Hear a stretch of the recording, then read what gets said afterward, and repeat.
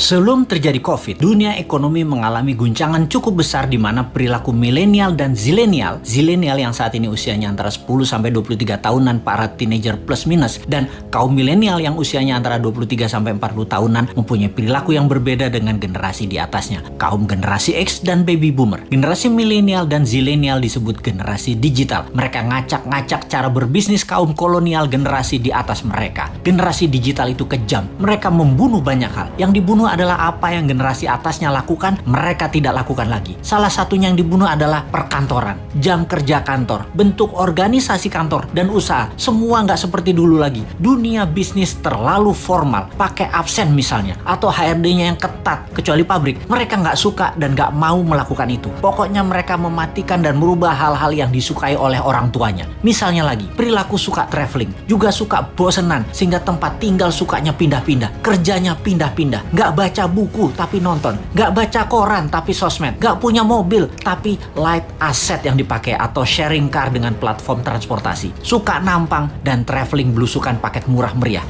Generasi digital juga membunuh media TV karena generasi digital everyone is broadcaster, everyone is reporter. Merek dan brand dibunuh juga oleh generasi digital. Brand itu menjadi less important bagi mereka. Bagi mereka yang penting adalah 3R, yaitu rating, review, dan recommendation.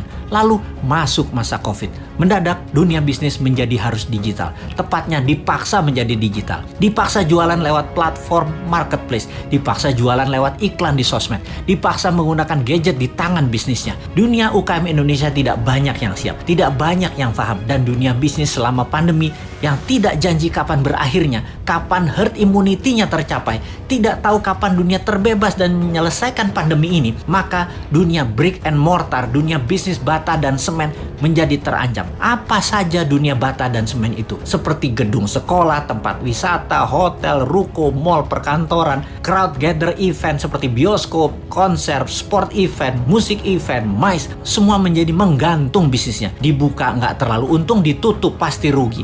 Bisnis semen dan bata karena pandemi, pengunjungnya dan aturannya sering on off. Akhirnya mereka harus segera pivot. Hiburan pindah ke rumah, pindah ke tangan, pindah ke gadget. Pokoknya semuanya pindah ke digital. Inilah masa killing time bagi bisnis yang tidak bisa pindah ke digital. Bagi yang lambat beradaptasi, siap-siap gulung tikar.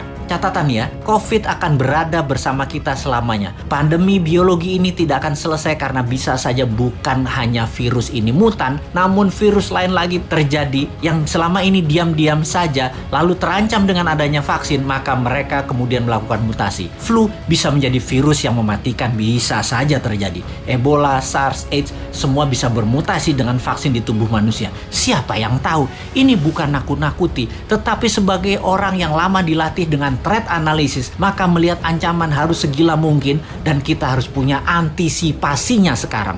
Jadi tidak ada kata post pandemic, yang ada adalah bagaimana mengambil peluang dan tetap survive di masa ini. Selama 5 tahun ke depan, masa kegelapan sebagian dunia bisnis mungkin bisa lama terjadi. Sekali lagi, sebagian dunia bisnis lama masuk masa kegelapan dan akan musnah. Dalam 5 tahun ke depan ada 30% macam bisnis baru dan ada 30% macam jenis pekerjaan yang baru lahir. Dalam 10 tahun ke depan ada 60% pekerjaan yang sekarang ada musnah dan ada lebih dari 60% pekerjaan baru yang saat ini belum ada macamnya akan muncul. Yang paling parah adalah pemerintahan. Kalau menggunakan cara lama, pola pikir lama, banyak negara yang akan musnah. Inilah yang mau kita ingatkan ke depan. Pastikan calon pemimpin ke depan mengerti apa yang akan terjadi ke depannya nanti. Calon pemimpin ke depan harus punya tim yang solid dan berpengalaman dunia internasional. Calon pemimpin ke depan tidak hanya dia populer, tapi dia paham dan terbukti bisa menjadi pemimpin visioner dan leader yang tegas. Kalau dilihat di etalase saat ini yang akan memimpin ke depannya,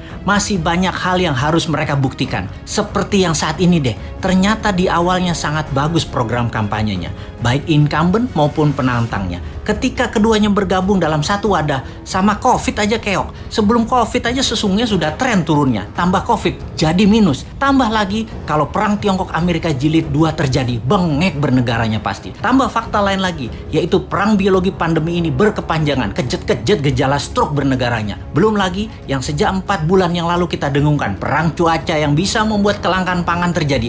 Wes ambiar bernegaranya kalau tidak bisa membuat antisipasinya. Jadi, kita ngeledekin incumbent, kita lanjut ngeledekin oposisi yang tidak memberikan solusinya. Kemudian apa solusinya New Mind? Sabar, sebentar. Ini lagi celingukan kiri kanan ngecek ada agen globalis tukang siomay nggak bawa HT di depan rumah. Gue mau beli dulu.